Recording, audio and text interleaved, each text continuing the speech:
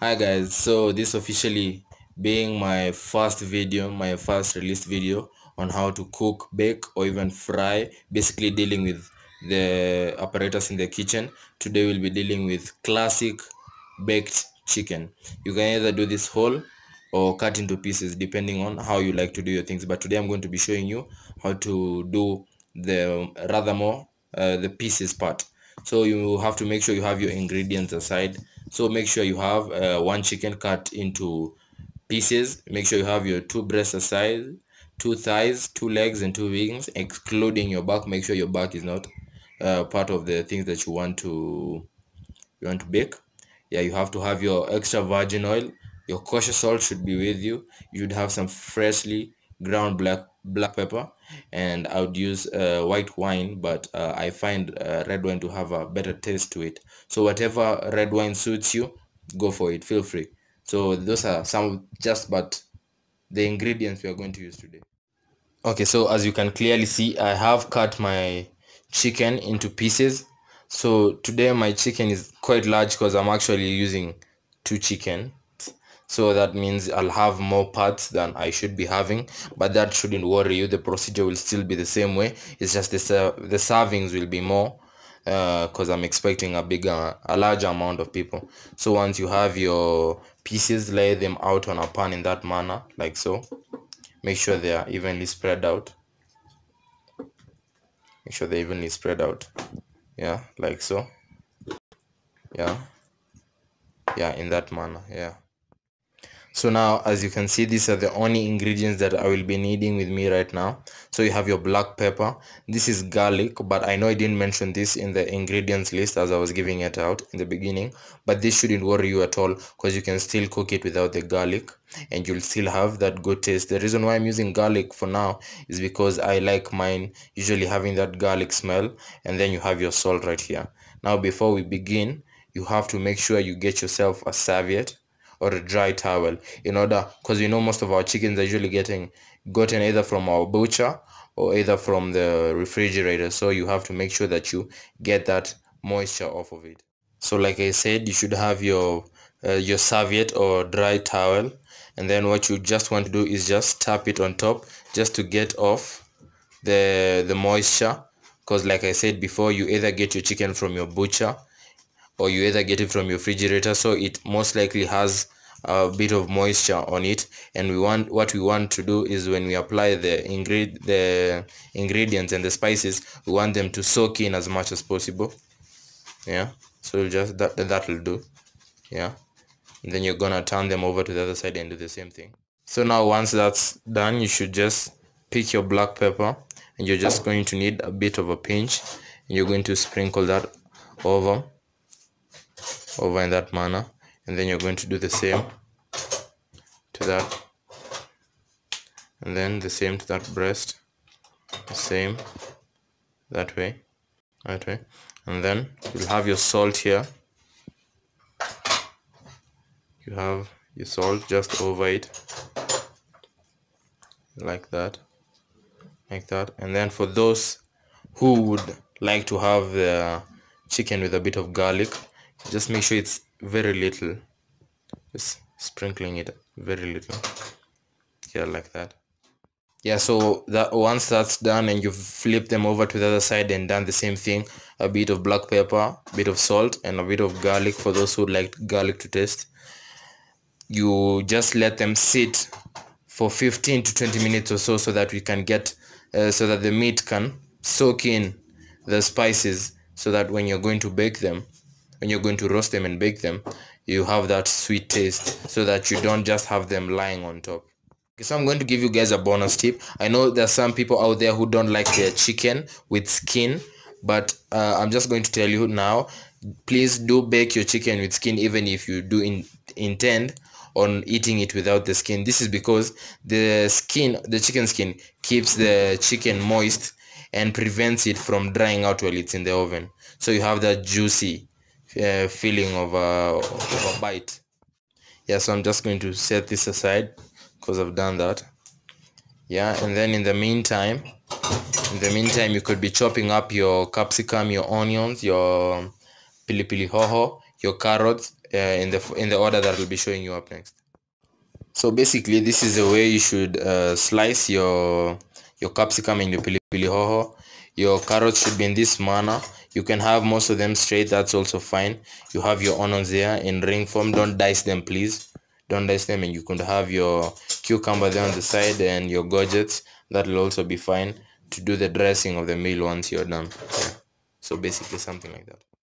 So in your capsicums and your pili hohos, you're going to add a little bit of red wine just to give them a taste. And then beside, you're going to put a little bit of salt, oil, a bit of sugar.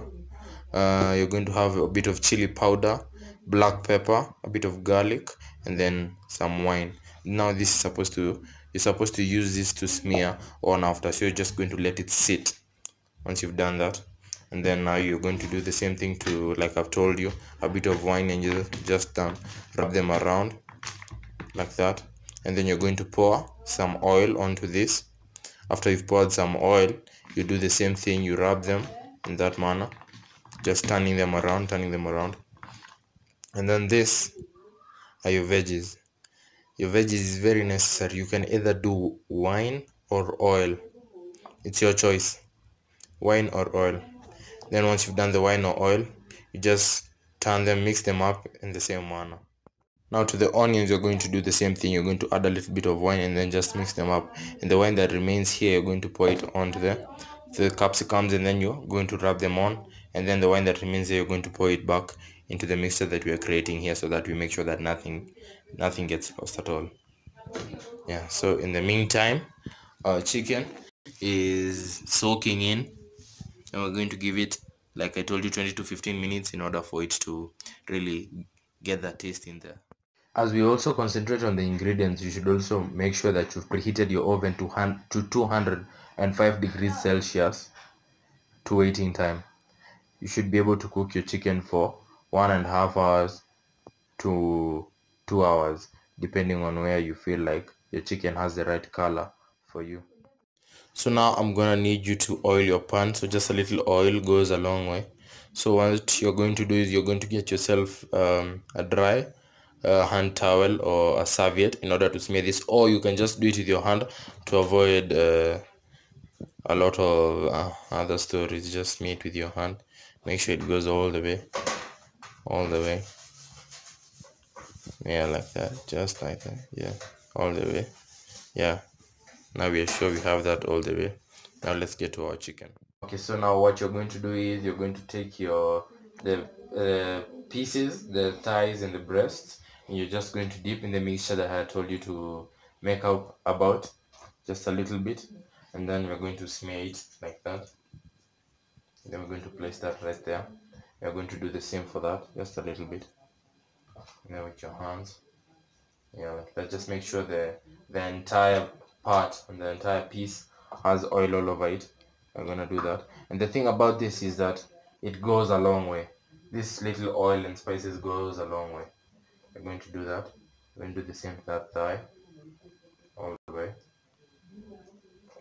And then I'm going to take that the same way. Like I told you, make sure you keep your skin on. It helps keep your meat very moist during baking. It doesn't let your meat dry up easily. And do the same there, like that. Okay, like I was telling you before, make sure that you have when you're putting your pieces and your parts, make sure the skin is always the side up. Like I told you before, this helps keep your meat moist. We don't want you putting your meat into the oven and then ending up with some dry meat, because that's not what we're looking for, especially considering that you want to do this on a weekday and you want to do this with your family. Okay, so now the onion, the rings that you had cut out of the onions, you're going to just pour them all around the spaces where you see that there are no pieces available. So the same thing you'll do to the capsicum, and then you'll pick your carrots just the way they are. And then please do note that you're supposed to oil them so that when they get onto the pan, they don't end up steaming, but they end up cooking and baking. So after you've oiled them, you're just going to take them in that order. So you have your gourgets there, just going to pour them in that order, your cucumbers and so on, just like that, and your carrots. As you can see, I don't have that much of carrots. Is because this is the bowl I was using for the cucumbers and the gorges. So you're going to do that, and then I'm going to get my other bowl, the carrots, the more carrots. I'm going to do that. I've also oiled this, so you don't have to worry.